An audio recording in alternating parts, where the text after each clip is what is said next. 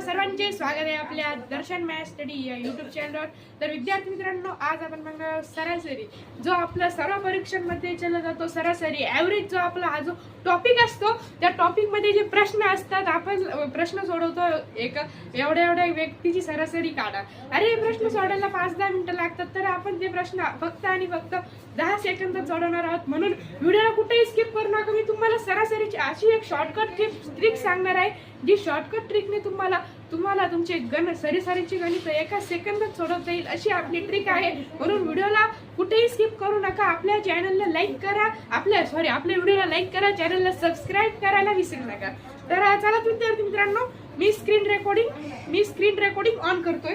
तर विद्यार्थी मित्रांनो, स्क्रीन रेकॉर्डिंग ऑन करतोय। तर विद्यार्थी मित्रांनो बघा, तर आपला जो सरासरी टॉपिक आहे, यामध्ये आपला जो पहिला सरासरी म्हणजे काय, सरासरीला आपण काय म्हणतो, सरासरीला आपण मध्यमान असं सुद्धा म्हणतो। काय म्हणतो? मध्यमान। आता सरासरीचं सूत्र कसं आहे? सरासरी बरोबर सम ऑफ टोटल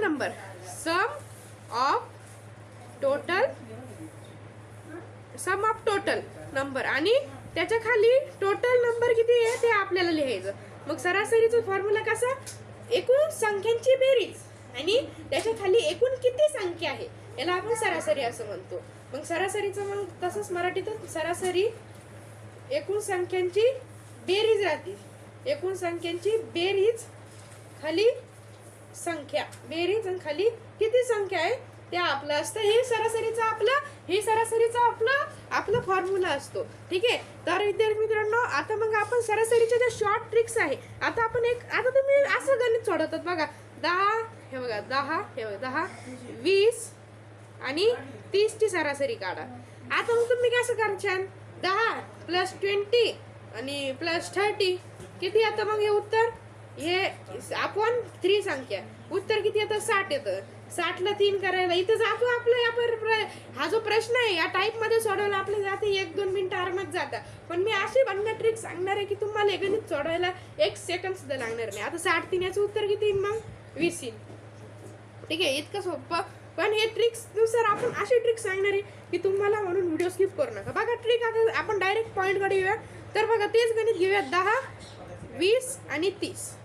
आता जर तुम्हाला एक नियम सांगतो, जर संख्या क्रमवार फरकानुसार त्यांचा क्रम आणि वार आणि त्यांचा फरक एकदम क्रमवार आणि फरक एकदम हेच असेल, फरक एकदम आपला जो असतो तो आपल्या याच्यावर असतो, बेरीजवर असतो। जर 10-10चा गॅप, आपण त्याला काय म्हणतो? गॅप म्हणतो। मग जर गॅप असेल, सारखाच गॅप असेल, जर इथे कसं आहे +10 मग याचा गॅप कितीचा आहे? 10-10चा आहे। मग आपलं उदाहरण बघा, 10 20 आणि 30। मग याचं उत्तर कोणतं राहील? आपलं मधली संख्या असती। क्रमवार सरासरीचा गॅप असतो, जर 2-2-2 सगळीकडे गॅप असला तर त्याची सरासरी आपली कोणती असते? मधली संख्या असते। समजलं? अजून एक एक्झाम्पल घेऊया। हे बघा, अजून एक एक्झाम्पल, 3 6 9 आणि 12 नाही, सॉरी, 3 6 9। ठीक आहे। आता 3 6 9 मध्ये बघा, याचा क्रम सरासरीमध्ये गॅप दिसतोय। 3 मध्ये आपण +3 केल्यावर 6 येतं, त्याच्यानंतर +3 केल्यावर 9 येतं। मग यामध्ये गॅप दिसतोय, मधली संख्या कोणती? 6 आहे। मिडल नंबर ही आपली सरासरी असते, मिडल नंबर। ठीक आहे, मिडल नंबर आपली सरासरी असते। आता बघा मित्रांनो, तुम्हाला एक नियम सांगतो मी, बेसिक आज आपण व्हिडिओमध्ये बघत आहोत। तर नियम क्रमांक 1, तर नियम असा आहे, क्रमवार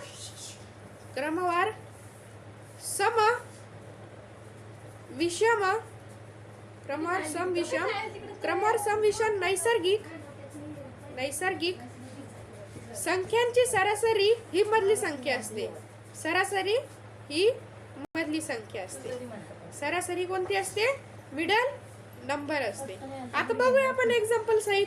मग आपलं एक्झाम्पल बघा, एक्झाम्पल कसं राहील? हे बघा, आता 12 14 आणि 16 यामध्ये हे सगळे काय आहे? इव्हन नंबर आहे, समसंख्या आहे। कोणत्या संख्या आहे? समसंख्या आहे। मग यातली मधली संख्या कोणती?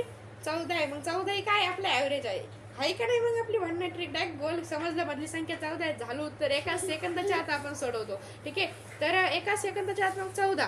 मग आता नेक्स्ट उदाहरण बघा, 3 5 7 3 5 7 मधली संख्या कोणती आहे? 5 आहे। या सर्व संख्या कोणत्या? विषम संख्या आहे। या सर्व संख्या कोणत्या आहे? विषम संख्यांची सरासरी सुद्धा मधली संख्या असते, या विषम संख्या झाल्या। आता नैसर्गिक संख्येमध्ये बघूया. ठीक आहे, नैसर्गिक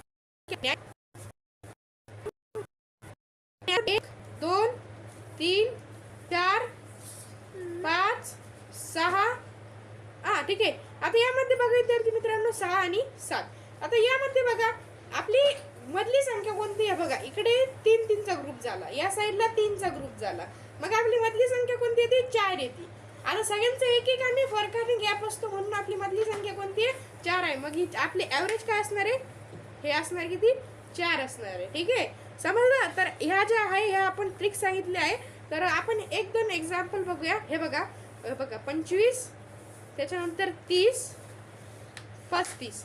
यामध्ये सरासरी कोणती असेल बघा विद्यार्थी मित्रांनो. यांचा गॅप आहे. ठीक आहे, गॅप आहे आणि गॅप सारखा आहे. 5-5चा गॅप आहे म्हणून 30 ही सरासरी आहे. तर विद्यार्थी मित्रांनो आजच्या व्हिडिओमध्ये तुम्हाला मी सरासरीचे जे बेसिक आहे, बेसिक जे सर्व असते ते कन्सेप्ट क्लिअर केलेला आहे. पुढील व्हिडिओमध्ये आपण सरासरीचे प्रश्न बघणार आहोत. ते प्रश्न तुम्ही नक्की बघा, त्याची लिंक खाली तुम्हाला डिस्क्रिप्शन मध्ये मिळेलच. तोपर्यंत जय हिंद, धन्यवाद.